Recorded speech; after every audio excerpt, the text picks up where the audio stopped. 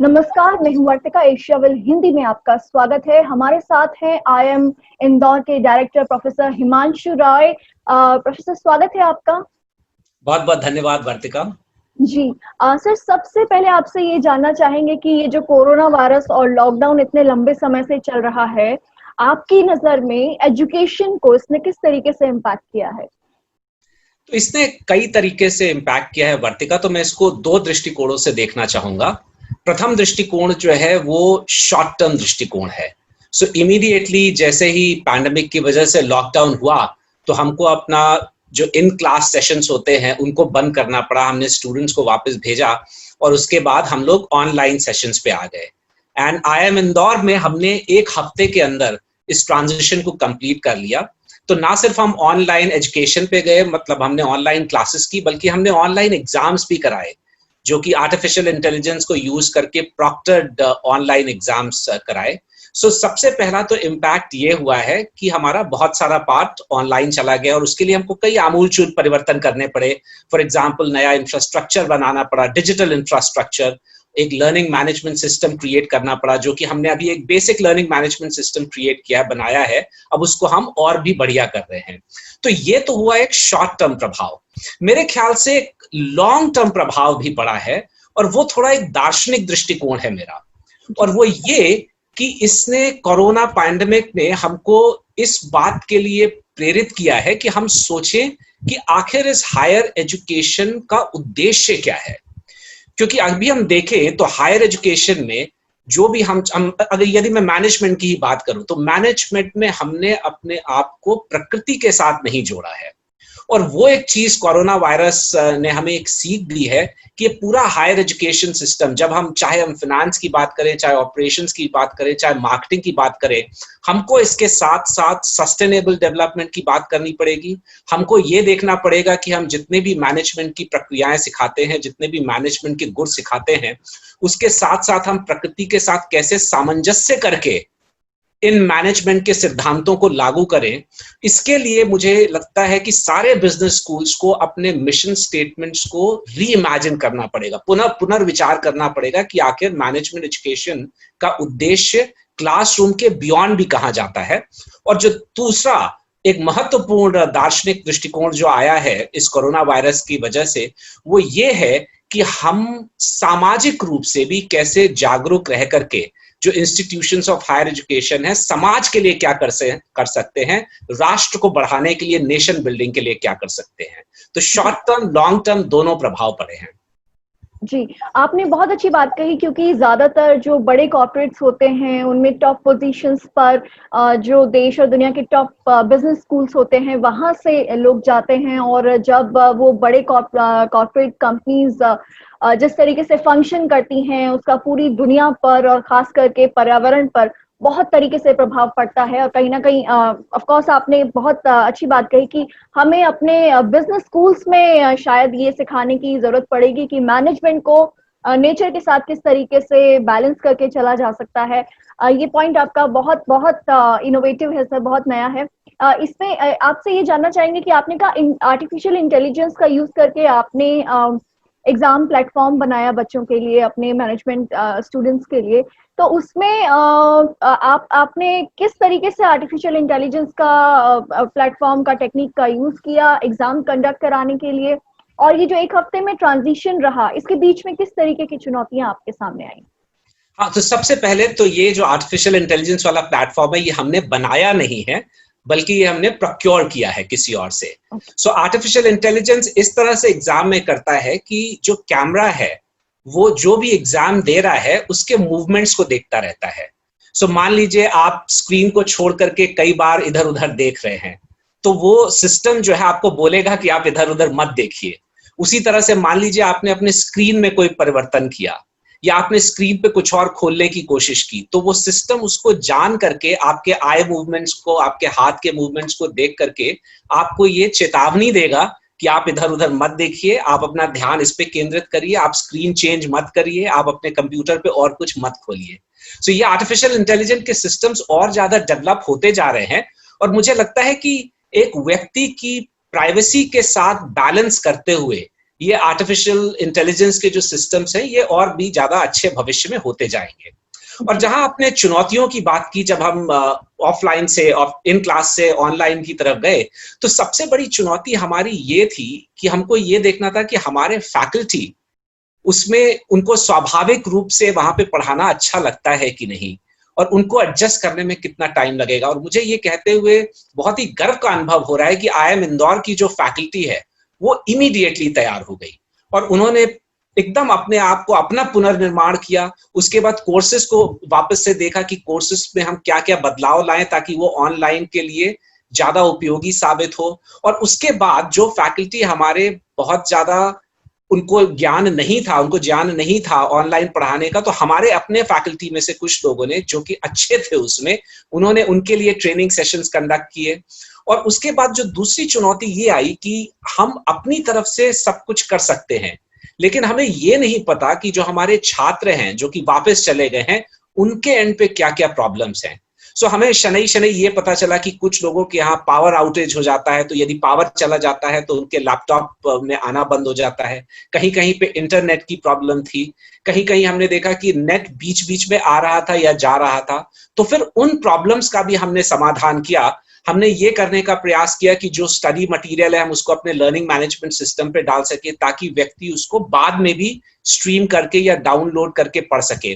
साथ ही एग्जाम्स में हमने दूसरी या तीसरे अपॉर्चुनिटीज दी कि अगर किसी के एग्जाम के बीच में मान लीजिए कोई प्रॉब्लम हो रहा है तो उसको दोबारा एग्जाम देने का मौका दिया हमने। सो इस तरह से चुनौतियां आई, लेकिन हमने उन चुनौतियों का मुकाबला किया, हमने उन चुनौतियों के लिए अलग सॉल्यूशंस निकाले, और अब मेरे ख्याल से सब कुछ एकदम सेटल हो गया है।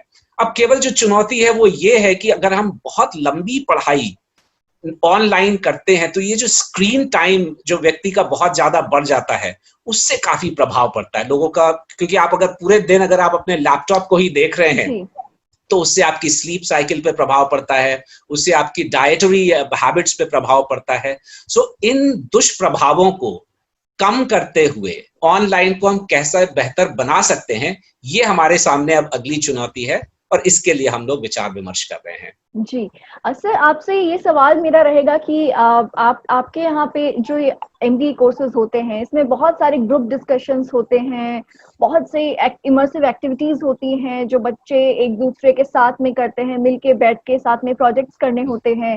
तो जो स्टूडेंट्स हैं उनकी तरफ से किस तरीके का रिएक्शन मिला ऑनलाइन पढ़ाई को लेकर? क्या उनकी तरफ से किसी तरीके का कोई एप्रीहेंशन था कि हम रेजिडेंशियल कोर्स के लिए यहाँ पे आए थे और अगर हमें लंबे समय तक ऑनलाइन पढ़ाई करनी पड़ी तो शायद ये हमारे स्टडीज के लिए और कोर्स के लिए अच्छा नहीं रहेगा? ये एप्रीहेंशन वर्तिका सिर्फ स्टूडेंट्स का नहीं है, ये एप्रीहेंशन हमारा भी है। और मेरा भी ये मानना है कि जो पढ़ाई इन क्लास में करवाई जा सकती है, और खासकर कुछ कोर्सेज जैसे आपने बताया कि स्टूडेंट बहुत सारी ग्रुप एक्टिविटीज भी करते हैं, बहुत सारे हमारे ऐसे गेम्स भी होते हैं जिसके थ्रू हम सिखाते हैं। तो हमारे यहाँ पेडागोजिकल टूल केवल लेक्चर नहीं होता। यदि केवल लेक्चर होता तो वो तो ऑनलाइन ले जाने में कोई बहुत बड़ी मुश्किल नहीं होती, लेकिन हमारे यहाँ केस मेथड होता है, हमारे यहाँ रोल प्लेस होते हैं, हमारे यहाँ ग्रुप डिस्कशंस होते हैं, हमारे यहाँ क्लास डिस्कशंस होते हैं। तो ये सब में ऑनलाइन में लिमिटेशन है। हम ये प्रयास कर रहे हैं कि हम किस तरह से उन प्लेटफॉर्म्स पे और उन LMS पे काम करें जहां कम से कम इसमें से कुछ चीजें हो सके। सो उदाहरण के तौर पे क्लास की पोलिंग अगर हमें करानी है, मान लीजिए हमने कोई प्रश्न पूछा और हम पोलिंग कराना चाहते हैं, वो सुविधा अब हमारे सिस्टम पे उपलब्ध है। अगर हम ब्रेकआउट रूम्स बनाना चाहते हैं कि मान लीजिए 60 लोगों की क्लास है और उनको हम 10 अलग अलग कमरों में बिठाना चाहते हैं, वर्चुअल कमरों में, तो वो सुविधा भी अब हमारे पास उपलब्ध है हमारे ऑनलाइन के माध्यम से। तो जितना हम क्लोज ला सकते हैं उसको एक इन क्लास एक्सपीरियंस के, उतना हम लाने का प्रयास कर रहे हैं। लेकिन ये बात सुनिश्चित है कि online education in class experience को पूर्णतः रेप्लिकेट नहीं कर सकता है और इसलिए कभी भी रिप्लेस नहीं कर सकता है।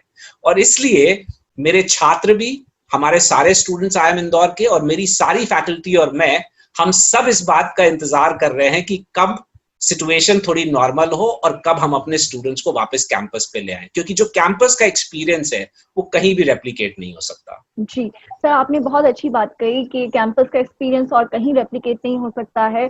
यहाँ पे आप आपसे ये जानना चाहेंगे कि आईआईएम इंदौर शायद वो 1 साल का जो पीजीपीएक्स कोर्स होता है, क्योंकि आम जो नॉर्मल एमबीए होता है वो 2 साल का होता है, लेकिन जो आपका पीजीपीएक्स कोर्स होता है वो 1 साल का होता है और वो बहुत ही इंटेंस होता है, क्योंकि 1 साल में 2 साल का कोर्स एक तरीके से कवर करना होता है उन स्टूडेंट्स को, उनके पास भी लिमिटेड टाइम होता है, उसमें से बहुत से आपके स्टूडेंट्स जॉब छोड़ के आपके पास पढ़ने के लिए आए हुए होते हैं, तो उनके लिए पढ़ाई और अपना कुछ ही महीनों बाद उनको प्लेसमेंट की भी देखनी होती है कि किस तरीके से हमारा आगे का फ्यूचर होगा। उन लोगों के साथ सर किस तरीके से आप अभी तक डील कर पाए हैं? तो हमारा जो ईपीजीपी प्रोग्राम उसको हम बोलते हैं, जो हमारा 1 ईयर फुल टाइम एमबीए का प्रोग्राम है, वो हमने 22 जून से आरंभ कर दिया है। सो इसका इनॉग्रेशन हो गया और सबसे बड़ा बैच अभी तक आईआईएम इंदौर की हिस्ट्री में 68 लोगों का वो बैच है, जिसकी पढ़ाई आरंभ हो गई है ऑनलाइन मोड पे। उसमें हमने ये किया कि जो 4-5 ऐसे व्यक्ति थे जिनके यहाँ बहुत ज्यादा प्रॉब्लम थी इंटरनेट की या पावर आउटेजेस की, उनको हमने कैंपस में बुला लिया है। तो वो लोग कैंपस में हैं, हालांकि क्लासेस ऑनलाइन ही हो रही हैं, बिकॉज क्लासेस हम फिजिकल तब तक नहीं आरंभ कर सकते जब तक गवर्नमेंट हमें अलाउ नहीं करता है, और गवर्नमेंट ने अभी स्कूल्स और कॉलेजेस को खोलने का अभी हमको ऑप्शन नहीं दिया है। पर जिस दिन भी हमको गवर्नमेंट वो ऑप्शन दे देगी कि हम स्कूल और कॉलेजेस को खोल सके, उसी दिन हम कम से कम जो 1 ईयर वाले स्टूडेंट्स हैं उन सबको हम कैंपस में ले आएंगे। हमने ऑलरेडी अपने स्टैंडर्ड ऑपरेटिंग प्रोसीजर्स बना लिए हैं, हमने वो प्रोटोकॉल्स बना लिए हैं कि हम स्टूडेंट्स को जब लेकर के आएंगे तो हॉस्टल में कैसे रखेंगे, सोशल डिस्टेंसिंग कैसे मेंटेन होगी, और जब भी हम फिजिकल क्लासेस शुरू करेंगे तो हम क्लासेस कैसे करेंगे, वहां पे भी सोशल डिस्टेंसिंग मेंटेन करते हुए। तो हमारे एसओपीज एकदम तैयार हैं। हमें इंतजार है कि कब गवर्नमेंट हमें अनुमति दे, और जैसे ही हमें गवर्नमेंट की अनुमति मिलती है हम कम से कम वो ईपीजीपी के जो 68 स्टूडेंट्स हैं उनको हम तुरंत कैंपस में ले आएंगे। जी सर, यहाँ पे आपको कब तक लगता है कि सरकार की तरफ से कब तक उम्मीद है कोरोना वायरस का अभी जो हाल है देश में उसको देखते हुए, क्या लगता है सर कितना लंबा ये चल सकता है?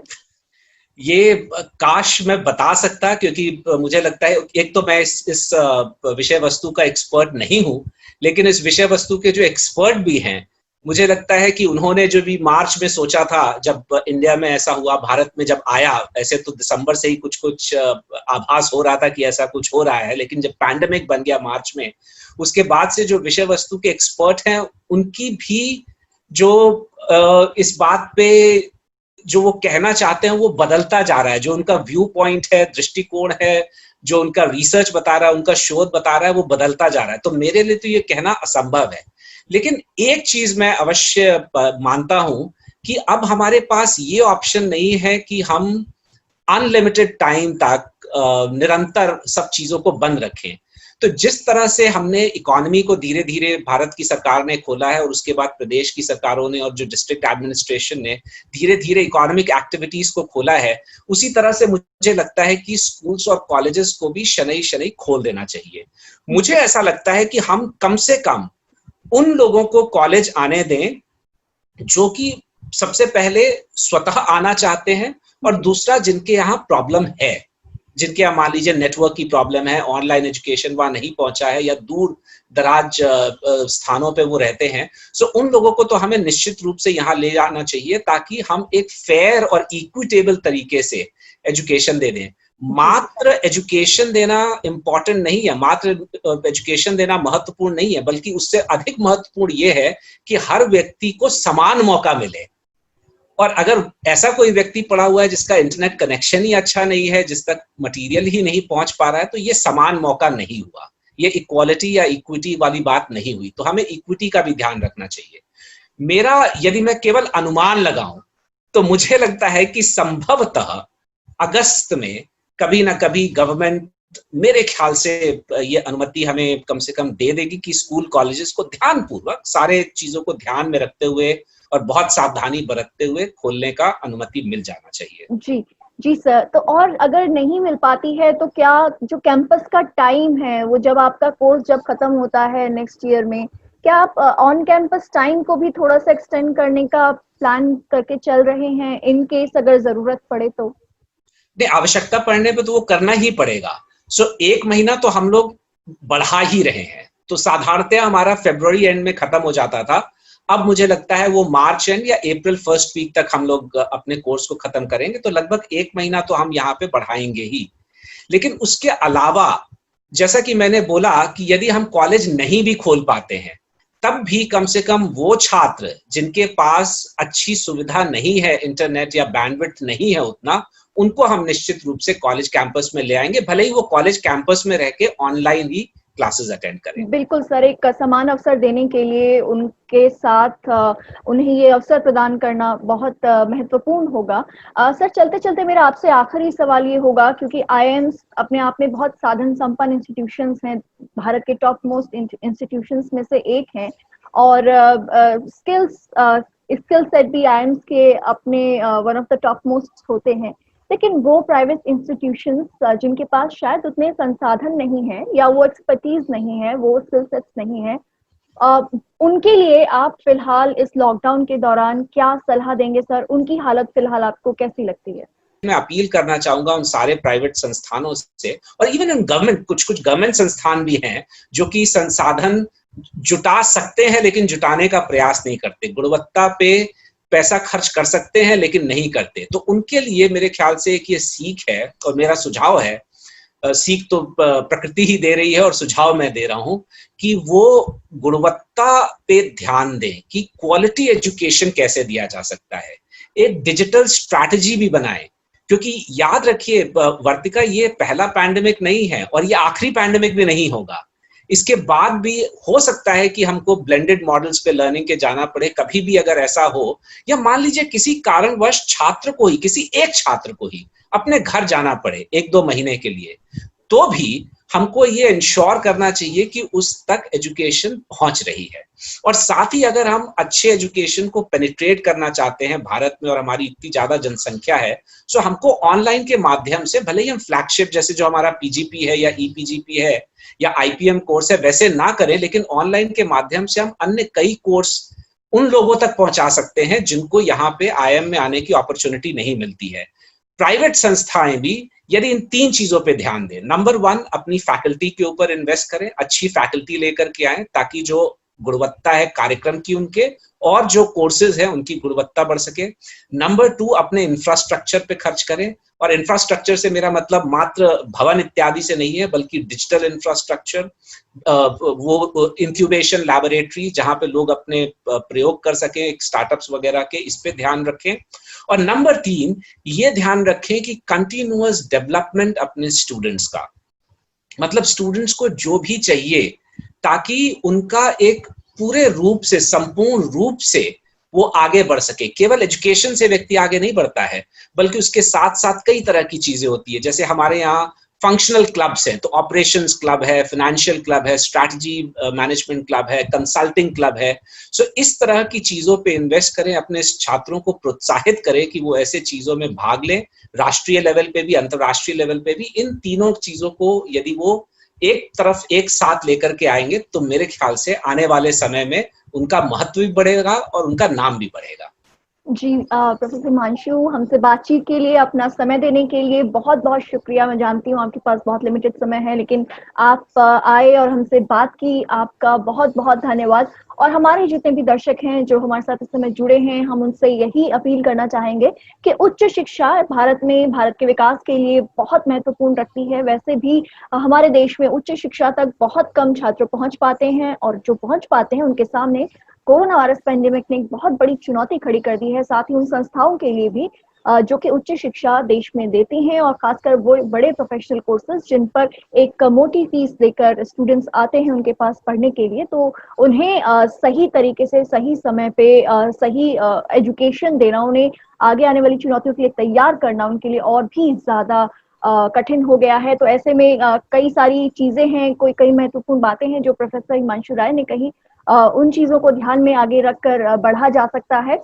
और हम उम्मीद करेंगे सर, हमारी भी यही दुआ रहेगी कि आप जल्द से जल्द आपके कैंपस में स्टूडेंट्स वापस लौटें, और ये जो इन कैंपस एक्सपीरियंस है स्टूडेंट्स के लिए ये उन्हें वापस मिल पाए।